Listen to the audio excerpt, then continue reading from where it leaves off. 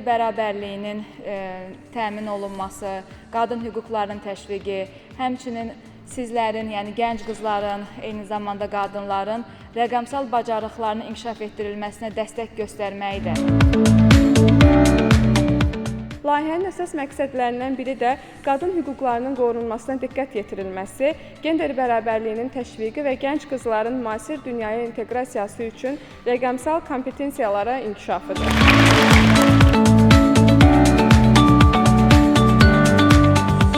Özünüzü sevin, özünüzə dəyər verin. Özünüzü dəyərli etmək üçün daima inkişaf edin.